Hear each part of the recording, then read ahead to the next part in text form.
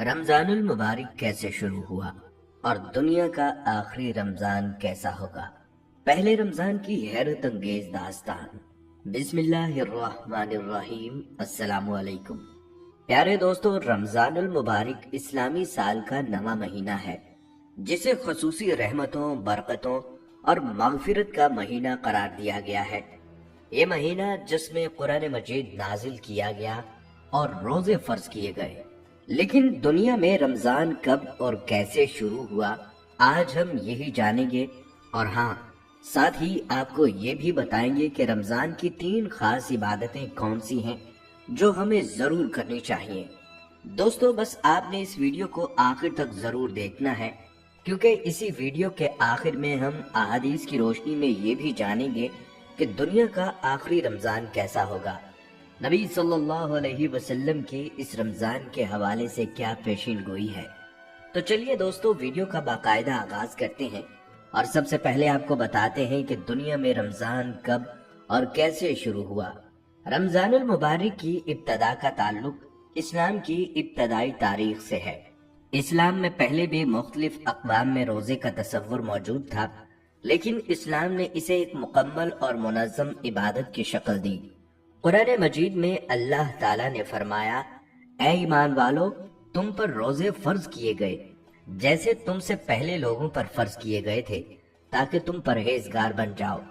اس آیت سے معلوم ہوتا ہے کہ روزہ صرف امت محمدیہ پر فرض نہیں کیا گیا، بلکہ پچھلی امتوں پر بھی کسی نہ کسی صورت میں روزے لازم تھے۔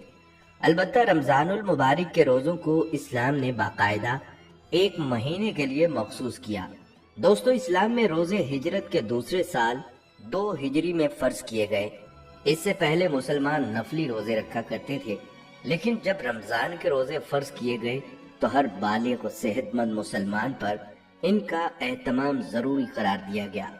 پہلا رمضان المبارک 2 ہجری میں آیا، اور اسی رمضان میں ایک اہم ترین واقعہ پیش آیا جس نے اسلامی تاریخ کا رخ بدل دیا۔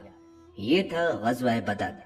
یعنی رمضان المبارک کی فرضیت کے ساتھ ہی مسلمانوں کو ایک بڑے امتحان سے بھی گزارا گیا، اور اس میں اللہ تعالیٰ نے اہل ایمان کو عظیم فتح عطا فرمائی۔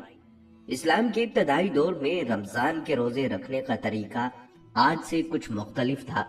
جب رمضان المبارک میں روزے فرض کیے گئے تو شروع میں مسلمانوں کے لیے ایک الگ طریقہ مقرر کیا گیا تھا، جو بعد میں تبدیل کر دیا گیا۔ جب روزہ فرض ہوا تو ابتدا میں یہ قاعدہ تھا کہ مسلمان افطار کے وقت کھانا کھا سکتے تھے، لیکن اگر وہ سونے کے بعد جاگتے تو کھانے پینے اور بیوی کے قریب جانے کی اجازت نہیں تھی، بلکہ اگلے روز تک مسلسل روزہ رہتا تھا۔ یعنی اگر کوئی افطار کے بعد سوتا تو وہ اگلے دن مغرب تک کھانے پینے سے رکا رہتا، چاہے رات میں بھوک یا پیاس کتنی ہی کیوں نہ لگے۔ یہ طریقہ کچھ لوگوں کے لیے بہت مشکل تھا، کیونکہ وہ دن بھر روزے رکھنے کے بعد اگر غلطی سے سونے کے بعد جاگ جاتے تو وہ اگلے دن تک کچھ بھی نہیں کھا سکتے تھے۔ ایک صحابی حضرت قیس بن سرمہ رضی اللہ تعالیٰ عنہ کے ساتھ ایسا ہی ہوا۔ وہ افطار کے وقت گھر پہنچے، لیکن کھانے سے پہلے نیند آ گئی۔ جب وہ جاگے تو انہیں اگلے دن تک بھوکا پیاسا رہنا پڑا، اور یہ ان کے لیے بہت دشوار ہو گیا۔ اللہ تعالیٰ نے مسلمانوں کی یہ حالت دیکھی تو قرآن مجید میں ایک نرمی کا حکم نازل فرمایا کہ رمضان کی راتوں میں اپنی بیویوں کے پاس جانا تمہارے لیے حلال کر دیا گیا ہے۔ وہ تمہارے لباس ہیں اور تم ان کے لیے لباس ہو۔ اللہ کو معلوم ہوا کہ تم اپنے نفسوں کے ساتھ خیانت کرتے تھے، پس اس نے تمہاری توبہ قبول کر لی اور تمہیں معاف فرما دیا۔ پس اب ان سے مباشرت کرو، اور جو کچھ اللہ نے تمہارے لیے لکھا ہے اسے طلب کرو، اور کھاؤ اور پیو، یہاں تک کہ فجر کی سفید دھاری سیاہ دھاری سے ظاہر ہو جائے، پھر رات تک روزے کو پورا کرو۔ اس آیت کے نزول کے بعد روزے کا آج والا نظام مقرر ہوا، جس میں افطار کے بعد سونے کے باوجود کھانے پینے کی اجازت دی گئی۔ سحری کو لازمی قرار دیا گیا تاکہ روزہ دار کے لیے آسانی ہو۔ رمضان میں رات کے وقت ازدواجی تعلقات کی اجازت دی گئی، جو پہلے ممنوع تھی۔ اگرچہ روزے کے ابتدائی ایام میں کچھ سختیاں تھیں، لیکن صحابہ کرام اور مسلمان انتہائی جذبے اور شوق کے ساتھ روزے رکھتے تھے۔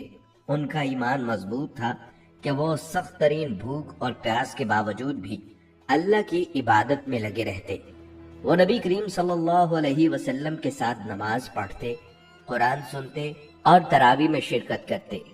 مساجد میں زیادہ رونق ہوتی تھی اور لوگ نبی کریم صلی اللہ علیہ وسلم کے ساتھ زیادہ وقت گزارتے تھے۔ صدقہ و خیرات کا رجحان بہت زیادہ بڑھ جاتا تھا۔ صحابہ اکرام دن میں روزے رکھتے اور رات میں زیادہ سے زیادہ عبادت کرتے۔ سادگی اور قناعت پسندی نمایاں تھی۔ لوگ کم کھاتے اور زیادہ عبادت میں مشغول رہتے تھے۔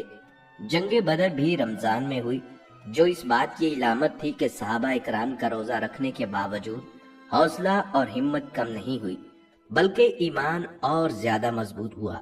جب ہجرت کے دوسرے سال 2 ہجری رمضان کے روزے فرض ہوئے تو اس وقت مدینہ میں اسلامی ریاست کی بنیاد رکھی جا چکی تھی۔ مسلمانوں کو پہلی بار ایک مکمل مہینہ روزے رکھنے کا حکم دیا گیا۔ اسی سال زکوٰۃ بھی فرض ہوئی تاکہ روزے کے ساتھ ساتھ غریبوں کی مدد کا نظام بھی قائم ہو۔ بلکہ دوستو، یہاں یہ بھی جان لیجئے کہ رمضان کا نام رمضان کیوں رکھا گیا۔ دوستو، عربی زبان میں رمضان کا مطلب جلا دینے والی گرمی ہے۔ اس مہینے کو رمضان اس لیے کہا جاتا ہے کیونکہ جب عربوں نے مہینوں کے نام رکھے تو اس وقت شدید گرمی کا موسم تھا اور اس مہینے میں لوگوں کے دل اللہ کی محبت اور عبادت سے جل اٹھتے ہیں، یعنی نرم ہو جاتے ہیں۔ رسول اللہ صلی اللہ علیہ وسلم نے فرمایا، رمضان کا نام رمضان اس لیے رکھا گیا کیونکہ یہ گناہوں کو جلا دیتا ہے۔ نبی کریم صلی اللہ علیہ وسلم رمضان کے مہینے میں عام دنوں کے مقابلے میں بہت زیادہ عبادت کیا کرتے تھے۔ حضرت عائشہ رضی اللہ تعالیٰ عنہ فرماتی ہیں کہ نبی صلی اللہ علیہ وسلم رمضان میں عبادت کے لیے اتنی کوشش کرتے کہ جتنی کسی اور مہینے میں نہ کرتے، بلکہ رمضان المبارک میں جناب نبی صلی اللہ علیہ وسلم کے معمولات کیا ہوا کرتے تھے۔ اس حوالے سے ام المومنین حضرت عائشہ صدیقہ رضی اللہ تعالیٰ عنہ فرماتی ہیں کہ رمضان اور غیر رمضان میں حضور صلی اللہ علیہ وسلم کے معمولات میں 3 باتوں کا فرق ہوتا تھا۔ پہلا فرق تو روزے کا ہی تھا کہ باقی سال کسی مہینے میں حضور صلی اللہ علیہ وسلم پورا مہینہ روزے نہیں رکھتے تھے۔ پیر اور جمعرات یا پھر قمری مہینے کے درمیان کے 3 روزے رکھتے تھے۔ آپ صلی اللہ علیہ وسلم شعبان میں کثرت سے روزے رکھتے تھے اور پھر رمضان کے مکمل روزے رکھتے تھے۔ رمضان کے مکمل روزے ہر مسلمان مرد اور عورت پر فرض ہیں۔ بلا مجبوری اس کا ترک کبیرہ گناہ ہے۔ مجبوری کے ساتھ ترک کرنے پر قضا واجب ہے، جبکہ بعض صورتوں میں کفارہ یا فدیہ دینا ضروری ہے۔ دوسرا فرق حضرت عائشہ رضی اللہ تعالیٰ عنہ یہ بتلاتی ہیں کہ رمضان میں حضور صلی اللہ علیہ وسلم کی قرآن مجید کی تلاوت باقی سال سے دگنی ہو جاتی تھی۔ باقی سارا سال بھی حضور صلی اللہ علیہ وسلم کا معمول یہ ہوتا تھا کہ قرآن مجید کی تلاوت کثرت سے کرتے تھے۔ آپ صلی اللہ علیہ وسلم خود تلاوت کرتے تھے اور دوسروں سے سنتے بھی تھے۔ قرآن مجید کی تلاوت کرنا بھی عبادت ہے اور اہتمام کے ساتھ قرآن مجید سننا بھی عبادت ہے۔ دونوں پر حضور صلی اللہ علیہ وسلم نے یکساں ثواب بتلایا ہے۔ فرمایا کہ قرآن مجید کی تلاوت ہو رہی ہو تو پڑھنے والے کو بھی ہر حرف پر 10 نیکیاں ملتی ہیں اور سننے والے کو بھی، لیکن شرط یہ ہے کہ باقاعدہ نیت کے ساتھ سنا جائے، سننے کا خاص اہتمام ہو اور آداب کے ساتھ سنا جائے۔ دوستو، رمضان ایک ایسا مہینہ ہے جس میں انسان اپنی ذاتی اصلاح بہتر طریقے سے کر سکتا ہے، اللہ کی عبادت میں زیادہ سے زیادہ وقت گزارنے کی کوشش کرتا ہے اور زیادہ سے زیادہ نیکیاں کماتا ہے۔ دوستو، اس رمضان میں ذکر و تسبیحات کر سکتے ہیں، اپنے گناہوں پر بکثرت استغفار کر سکتے ہیں، کیونکہ ہر چیز کا ایک موسم اور سیزن ہوتا ہے جس میں انسان دام کم اور چیز زیادہ وصول کرتا ہے۔ جس طرح گندم اگر سیزن کے موقع پر لی جائے تو پیسہ کم لگتا ہے اور گندم زیادہ وصول ہوتی ہے بنسبت اس موقع کے جس میں سیزن نہیں ہوا کرتا۔ اسی طرح نیک کام تو انسان کرتا رہتا ہے اور کرنے بھی چاہیے، لیکن تمام مہینوں میں ایک مہینہ ایسا ہے جس میں انسان نیک کام اگر تھوڑا سا بھی کر لے تو اس کو اجر کئی گنا ملتا ہے۔ جس طرح کہ رمضان المبارک کا مہینہ یہ نہایت رحمت اور برکت والا مہینہ ہے، اس کے اندر اللہ رب العزت نے انسانوں پر خصوصی کرم فرمایا اور اس مہینے کی عبادت کا ثواب بھی عام مہینوں کی عبادت سے زیادہ عنایت فرمایا۔ اس مہینے میں کوئی نفل پڑھے تو ثواب فرض کے برابر اور فرض کا ثواب 70 فرضوں کے برابر کر دیا جاتا ہے، اور اس کی ایک رات کا ثواب 1000 مہینوں سے بڑھ کر قرار دیا۔ چنانچہ اللہ رب العزت نے ارشاد فرمایا، لیلۃ القدر 1000 مہینوں سے بہتر ہے، اور اس مہینے کی ہر رات میں اللہ تعالیٰ اپنی خصوصی رحمت سے جہنمیوں کو رہائی نصیب فرماتے ہیں، جیسا کہ نبی صلی اللہ علیہ وسلم نے ارشاد فرمایا، رمضان المبارک کی ہر دن اور ہر رات میں اللہ تعالیٰ یہاں سے یعنی جہنم کے قیدی چھوڑے جاتے ہیں، اور ہر مسلمان کے لیے ہر دن اور رات میں ایک دعا ضرور قبول ہوتی ہے۔ بعض روایات کے مطابق افطار کے وقت دعا قبول ہوتی ہے۔ اللہ رب العزت اس وقت ہم کو دعاؤں کی توجہ کرنے کی توفیق عطا فرمائے۔ دوستو، اس رحمت والے مہینے میں رب رحمان نے ہم پر 2 خاص عبادتیں مقرر فرمائی ہیں، ایک دن کا روزہ اور دوسری رات کی تراویح۔ روزے کے متعلق تو رحمت للعالمین پیغمبر محمد صلی اللہ علیہ وسلم نے ارشاد فرمایا کہ روزے دار کے منہ کی بو اللہ کو مشک سے زیادہ پسندیدہ ہے، اور کہیں یہ ارشاد فرمایا کہ روزے دار کے لیے دریا کی مچھلیاں دعا کرتی ہیں اور افطار کے وقت تک کرتی رہتی ہیں، ان کے لیے جنت کو سجایا جاتا ہے۔ اور کہیں گناہوں کی معافی کا یوں اعلان فرمایا کہ جس آدمی نے ایمان اور ثواب کی نیت سے روزے رکھے، اللہ تعالیٰ اس کے پہلے والے گناہوں کو معاف فرما دے گا۔ ایک جگہ یوں ارشاد فرمایا کہ اللہ رب العزت فرماتے ہیں کہ روزہ میرے لیے ہے اور اس کی جزا میں خود دوں گا، اور ایک مقام پر یوں ارشاد فرمایا کہ روزہ میرے لیے ہے اور میں خود اس کی جزا ہوں۔ تو ذرا سوچیں، اگر روزے کے بدلے ہمیں اللہ تعالیٰ مل جائیں تو کیا یہ سودا سستا نہیں ہے؟ کہتے ہیں ایک بادشاہ تھا، اس نے ایک دن اپنے تمام وزیروں کو اکٹھا کیا اور کہا کہ یہ سب اشرفیاں دینار تمہارے لیے ہیں، اور یہ جواہر اور موتی بھی، تم ان سب کو اٹھا لو۔ ان سب کو پھینک کر وہ چل دیا، لیکن اس کا وزیر اس کے پیچھے چل پڑا۔ اس نے اشرفیوں، موتیوں اور جواہر کی طرف توجہ نہ دی، وہ بادشاہ کے پیچھے چلتا رہا۔ بادشاہ نے دیکھا تو سوال کیا، آپ میرے پیچھے کیوں آئے؟ آپ کو ان موتیوں اور جواہرات کی ضرورت نہیں تھی؟ تو اس وقت وزیر نے جواب دیا کہ بادشاہ سلامت، جن کو جواہر چاہیے تھے وہ لے رہے ہیں، لیکن مجھے تو بس آپ چاہیے، کیونکہ جس کو آپ مل گئے اس کو جواہر بھی مل گئے اور موتی بھی، لہٰذا مجھے آپ کی رفاقت ہی پسند اور مطلوب ہے۔ تو بالکل اسی طرح ہر آدمی عبادت اللہ کی رضا کے لیے، اس کی رحمت کے حصول کے لیے کرتا ہے، اور چاہتا ہے کہ مجھے اللہ کی معرفت حاصل ہو جائے، یعنی کہ مجھے اللہ مل جائے۔ تو اگر روزے کے ذریعے اللہ اپنی معرفت عنایت فرما دیں تو ہمیں پیچھے نہیں رہنا چاہیے، لیکن یہ اس وقت ہوگا جب ہم روزے میں زبان، کان، ہاتھ اور دیگر اعضائے جسمانیہ کی حفاظت کریں، کیونکہ روزہ ڈھال بھی ہے۔ حدیث شریف میں آتا ہے کہ رحمت للعالمین حضرت محمد مصطفیٰ صلی اللہ علیہ وسلم نے فرمایا کہ روزہ آدمی کے لیے ڈھال ہے جب تک اس کو پھاڑ نہ دے۔ ڈھال ہونے کا مطلب یہ ہے کہ جیسے آدمی ڈھال سے اپنے دشمن سے حفاظت کرتا ہے، اسی طرح روزے کے ذریعے بھی انسان اپنے دشمن شیطان سے حفاظت کرتا ہے۔ ایک روایت میں یوں بھی ارشاد فرمایا کہ روزہ ڈھال ہے اللہ کے عذاب سے، اور دوسرے مقام پر یوں ارشاد فرمایا کہ روزہ جہنم سے ڈھال ہے۔ کسی نے آپ صلی اللہ علیہ وسلم سے سوال کیا کہ یہ تو ارشاد فرمائے اے اللہ کے رسول صلی اللہ علیہ وسلم، روزہ کس چیز سے پھٹ جاتا ہے؟ آپ صلی اللہ علیہ وسلم نے ارشاد فرمایا، جھوٹ اور غیبت سے، اور یہ بیماری جہاں مردوں میں ہے اس سے کہیں زیادہ خواتین میں موجود ہے۔ جو ہی دو اکٹھی بیٹھیں گی کسی نہ کسی کی خیر نہیں ہے۔ اللہ ہمیں غیبت کرنے اور جھوٹ بولنے سے محفوظ فرمائے۔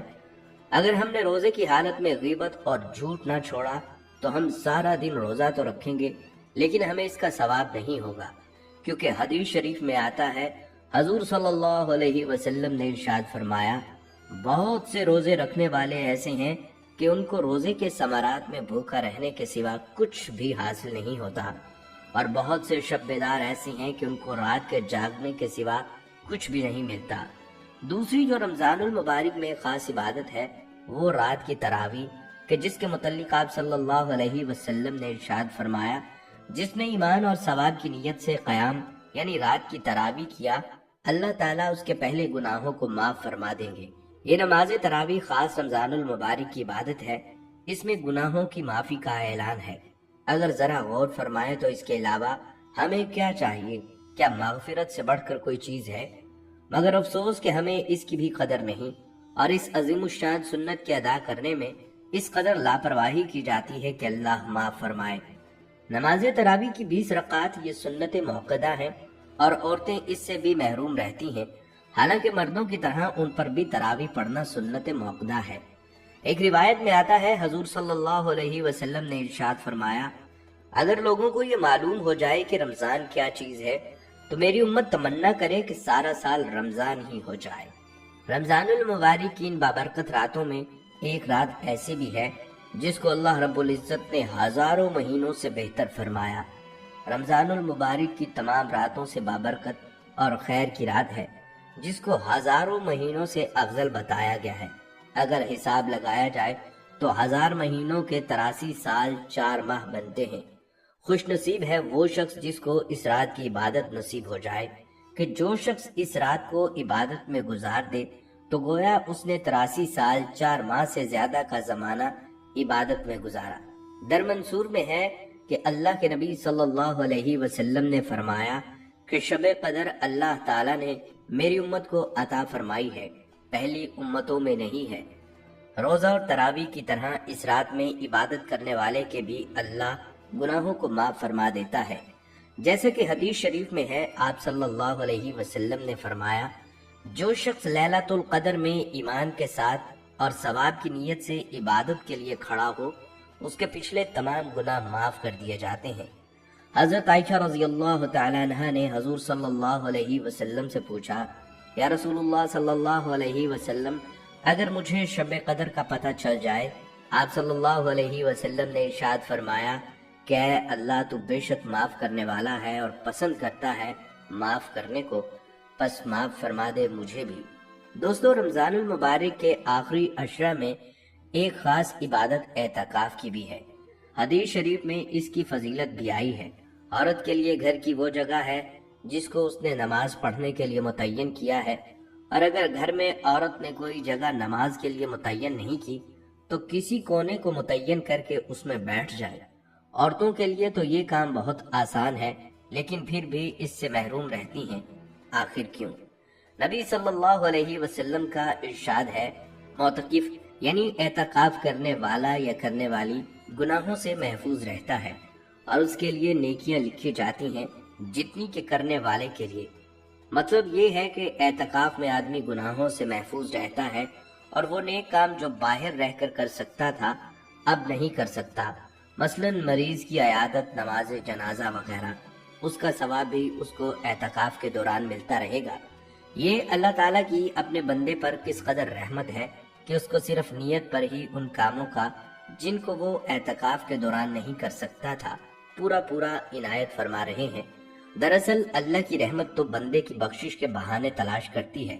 حضرت ابن عباس رضی اللہ تعالیٰ عنہما فرماتے ہیں کہ جو شخص ایک دن کا اعتکاف بھی اللہ کی رضا کے واسطے کرتا ہے، اللہ تعالیٰ اس کے اور جہنم کے درمیان 3 خندقیں یعنی آڑ بنا دیتے ہیں، جن کی مسافت آسمان اور زمین کے درمیان مسافت سے زیادہ ہے۔ اس طرح رسول اللہ صلی اللہ علیہ وسلم نے فرمایا، جس نے اس رمضان میں اللہ کا قرب حاصل کرنے کے لیے کوئی نیکی کی، وہ ایسے ہے جیسے دوسرے مہینوں میں فرض ادا کیا، اور جس نے کوئی فرض ادا کیا وہ ایسے ہے جیسے دوسرے مہینوں میں 70 فرض ادا کیے۔ رسول اللہ صلی اللہ علیہ وسلم نے فرمایا، جنت میں ایک دروازہ ہے جسے الریان کہا جاتا ہے، قیامت کے دن اس دروازے سے صرف روزہ دار ہی داخل ہوں گے، ان کے علاوہ کوئی اور داخل نہیں ہوگا۔ پھر نبی صلی اللہ علیہ وسلم نے فرمایا کہ جو شخص رمضان کے روزے ایمان کے ساتھ اور ثواب کی نیت سے رکھے، اس کے تمام گزشتہ گناہ معاف کر دیے جاتے ہیں۔ اسی طرح آپ صلی اللہ علیہ وسلم نے فرمایا، جو کسی روزے دار کو افطار کروائے اسے بھی اتنا ہی اجر ملے گا جتنا روزہ رکھنے والے کو ملے گا، بغیر اس کے کہ روزہ دار کے اجر میں کوئی کمی ہو۔ دوستو، رمضان المبارک نیکیوں کی بہار کا مہینہ ہے۔ یہ وہ مہینہ ہے جس میں اللہ کی رحمتیں نازل ہوتی ہیں، گناہ معاف کیے جاتے ہیں، نیکیاں کئی گنا بڑھا دی جاتی ہیں اور جنت کے دروازے کھول دیے جاتے ہیں۔ ہمیں چاہیے کہ اس مہینے کی قدر کریں، زیادہ سے زیادہ عبادت کریں، قرآن مجید کی تلاوت کریں، استغفار کریں اور اللہ کی رحمت حاصل کرنے کی کوشش کریں۔ پیارے دوستو، ویڈیو کے آخر میں یہ بھی جان لیجئے کہ دنیا کا آخری رمضان کیسا ہوگا۔ دوستو، نبی صلی اللہ علیہ وسلم نے آنے والے آخری رمضان کے بارے میں ارشاد فرمایا کہ یہ رمضان المبارک انسانوں پر آنے والا آخری رمضان ہوگا، جس کے بعد یہ پاک اور بابرکت مہینہ کبھی نہیں آئے گا، اور اس آخری رمضان کے بعد یہ زمین اور اس پر بسنے والی تمام تر مخلوقات سال کے عرصے کے اندر اندر ختم کر دی جائیں گی۔ حضرت نعیم بن حماد رضی اللہ تعالیٰ عنہ روایت کرتے ہیں کہ آپ صلی اللہ علیہ وسلم نے ارشاد فرمایا کہ قیامت سے قبل ایک ایسا رمضان آئے گا جس میں عوام الناس کو ایک ایسی زوردار آواز سنائی دے گی۔ یہ آواز اس قدر خوفناک اور زوردار ہوگی کہ جسے سننے کے بعد انسانوں سمیت دیگر مخلوقات بھی سہم جائیں گی، اور لوگ اس آواز کی کھوج میں پڑ جائیں گے کہ یہ آواز کیسی تھی اور کہاں سے آئی تھی، لیکن کوئی بھی انسان اس آواز کی کھوج نہ لگا سکے گا۔ تو جس رمضان ایسی آواز سنائی دے کہ جس کی کھوج نہ لگائی جا سکے، تو اس کے بعد 1 سال کا رزق اپنے گھر میں جمع کر لینا، کیونکہ اس کے بعد دنیا سے رزق اٹھا لیا جائے گا۔ ناظرین، اس رمضان المبارک میں سورج گرہن لگے گا اور آسمان پر ستاروں کی مانند کوئی چیز روشن ہوگی، اور اس رمضان المبارک میں ملک شام میں مسلمانوں کا قتل عام کیا جائے گا۔ اور ہاں، جب رسول اللہ صلی اللہ علیہ وسلم نے یہ ارشاد فرمایا کہ رمضان المبارک کے اندر ایک زوردار اور زبردست آواز آئے گی، تو صحابہ کرام رضی اللہ تعالیٰ عنہما نے پوچھا، یا رسول اللہ صلی اللہ علیہ وسلم، یہ آواز رمضان المبارک کے اول حصے میں ہوگی یا پھر درمیانی حصے میں یا آخر میں ہوگی؟ حضور صلی اللہ علیہ وسلم نے ارشاد فرمایا، یہ آواز نصف رمضان میں ظاہر ہوگی۔ جب نصف رمضان میں جمعے کی رات ہوگی تو آسمان سے ایک زوردار آواز آئے گی جس سے 70,000 لوگ بے ہوش ہو جائیں گے، اور اس زوردار چیخ کی آواز سن کر 70,000 لوگ اندھے ہو جائیں گے اور 70,000 انسان بہرے ہو جائیں گے۔ ایک اور روایت کے مطابق 70,000 لوگ رستہ بھٹک جائیں گے اور 70,000 لڑکیوں کی بقارت زائل ہو جائے گی۔ تو صحابہ اکرام نے حضور صلی اللہ علیہ وسلم سے دریافت کیا کہ یا رسول اللہ صلی اللہ علیہ وسلم، اس وقت آپ کی امت میں سے اس آواز سے کون محفوظ رہے گا؟ پیارے آقا صلی اللہ علیہ وسلم نے ارشاد فرمایا کہ جو اس وقت اپنے گھر میں رہے اور سجدوں میں گر جائے اور اللہ سے پناہ مانگے اور زور زور سے تکبیریں کہے۔ یوں یہ روایت بھی بیان ہوئی ہے کہ رمضان المبارک میں ایک چیخ سنائی دے گی اور شوال المکرم میں شور شرابہ ہوگا، اور ذی القعدہ کے مہینہ میں بغاوت ہوگی، اور ذی الحجہ میں خون خرابہ ہوگا، اور محرم کا مہینہ تو کیا ہی مہینہ ہوگا۔ صحابہ کرام نے پوچھا، یا رسول اللہ صلی اللہ علیہ وسلم، یہ چیخ کیسی ہوگی؟ تو آپ صلی اللہ علیہ وسلم نے ارشاد فرمایا، رمضان المبارک جمعہ کے رات کو دھماکہ ہوگا جو سونے والوں کو بیدار کر دے گا اور کھڑے ہونے والوں کو بٹھا دے گا، اور شریف زادیاں اپنی خلوت گاہوں سے باہر نکل آئیں گی۔ اس سال سے زلزلوں کی کثرت ہوگی۔ جب تم جمعہ کے دن فجر کی نماز پڑھ لو تو اپنے گھروں میں داخل ہو کر دروازے اور کھڑکیاں بند کر لینا اور اپنی چادریں اوڑھ لینا، اپنے کان بند کر لینا، اور جب تمہیں اس چیخ کا احساس ہو تو اللہ تعالیٰ کی بارگاہ میں سجدے میں گر جانا اور اللہ کی یہ تسبیح پڑھنا، پاک ہے وہ ذات جو تمام نقائص سے پاک ہے، اور جو ایسا کرے گا وہ نجات پائے گا، اور جو ایسا نہیں کرے گا وہ ہلاک ہو جائے گا۔ ناظرین، اس آخری رمضان المبارک کی 15 تاریخ کی رات کو چاند گرہن اور سورج گرہن لگے گا، اور جس رمضان کے اندر یہ تمام تر نشانیاں پائی جائیں گی، اس رمضان المبارک کے 1 سال بعد قیامت قائم ہو جائے گی، اور اس رمضان المبارک کے بعد تمام بڑے بڑے فتنے رونما ہونا شروع ہو جائیں گے، اور یہ دنیا اپنی اختتام کی طرف پہنچ جائے گی، اور پھر ایک وقت وہ آئے گا جب قیامت قائم ہو جائے گی، اور اللہ تبارک و تعالی اس کائنات کے اندر ہر چیز کو فنا کر دے گا، اور اس روئے زمین پر کوئی بھی چیز باقی نہ رہے گی۔ دوستو، قیامت ایک بہت ہی خوفناک دن کا نام ہے۔ اس دن زمین پوری شدت کے ساتھ ہلائی جائے گی۔ زمین میں جو کچھ مدفون ہے، زمین اس کو باہر نکال دے گی۔ زمین تمام انسانوں کو اپنے اندر سے باہر نکال دے گی، حاملہ عورتوں اور اونٹنیوں کے حمل ضائع ہو جائیں گے، دودھ پلانے والی مائیں اپنے بچوں کو چھوڑ کر بھاگ کھڑی ہوں گی۔ اس دن ہر انسان ہر رشتے اور تعلق کو بھول جائے گا۔ یہ بڑے بڑے پہاڑ اس دن ریزہ ریزہ ہو کر غبار اور رنگ برنگ کے دھنکے ہوئے اون کی مانند اڑیں گے۔ انسان اس ہیبت ناک منظر کو دیکھ کر پکار اٹھے گا کہ آج کیا ہو رہا ہے۔ قرآن اس کی منظر کشی کرتے ہوئے کہتا ہے، لوگ اس دن مدہوش نظر آئیں گے، حالانکہ وہ نشے میں نہ ہوں گے، بلکہ اللہ کا عذاب ہی کچھ ایسا سخت ہوگا۔ ناظرین، ایک حدیث میں نبی صلی اللہ علیہ وسلم نے ہمیں یہ توجہ دلائی، کہا ایک مومن کا اصل گھر آخرت ہے، یہ دنیا اس گھر کی تیاری کی جگہ ہے، لہٰذا اس کو اس کی تیاری کرتے رہنا چاہیے۔ ہمہ وقت ہر لہجہ ہر آن اس کی فکر ہونی چاہیے۔ اس عارضی گھر دنیا کو اپنا وطن نہ سمجھے، سفر کے دوران سو نہ جائے، اس میں مگن نہ ہو جائے۔ اگر وہ ایسا کرے گا تو منزل پر پہنچنا دشوار ہو جائے گا۔ دوسری بات یہ ہے کہ ایک مومن کا اللہ سے ایک معاہدہ ہوا ہے، اور وہ جان و مال کے بدلے جنت کا معاہدہ ہے۔ جنت بہت قیمتی چیز ہے، یہ تبھی ملے گی جب زبان کے اعلان کے ساتھ عمل سے ثابت کیا جائے، اپنی جان مال، اپنی تمام صلاحیتیں، قوتوں اور ہنر مندیوں کے ساتھ اس کے حصول کے لیے لگایا جائے، ہر طرف سے کٹ کر اللہ کی رضا کے لیے یکسو ہوا جائے۔ ناظرین، رسول اللہ صلی اللہ علیہ وسلم نے یہاں تک فرمایا ہے، اے قریشی لوگوں، اپنے آپ کو جہنم سے بچانے کی فکر کرو، میں اللہ کی گرفت سے تم کو نہیں بچا سکتا۔ اے عبد مناف کے خاندان والو، میں تم سے اللہ کے عذاب کو نہیں ٹال سکتا۔ اے عباس بن عبد المطلب، اے میرے حقیقی چچا، میں اللہ کے عذاب کو ذرا بھی دور نہیں کر سکتا۔ اے صفیہ، میری حقیقی پھوپھی، میں تم سے اللہ کے عذاب کو تھوڑا سا بھی نہیں ہٹا سکتا۔ اے میری بیٹی فاطمہ، تو میرے مال سے جتنا چاہے لے لے، میں دے سکتا ہوں، لیکن اللہ کے عذاب سے تم کو بالکل نہیں بچا سکتا۔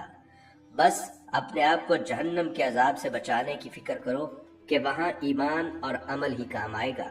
لہٰذا ناظرین، کامیابی کا صرف ایک ہی راستہ ہے کہ اللہ تعالیٰ کے احکامات اور سنت نبوی صلی اللہ علیہ وسلم کی پیروی میں خود کو مقام فنا سے گزارا جائے، اور اس مقصد کے لیے اپنی تمام صلاحیتوں کو بروئے کار لایا جائے کہ ایک مومن قانت کے لیے اپنے مال کے حقیقی کی نظروں میں سرخرو ہونے کا ایک راستہ ہے، ورنہ بالآخر وہ اس وقت پر آ ہی جائے گا جب موت اسے آنے واحد میں فنا کر کے پیوند خاک بنا دے گی۔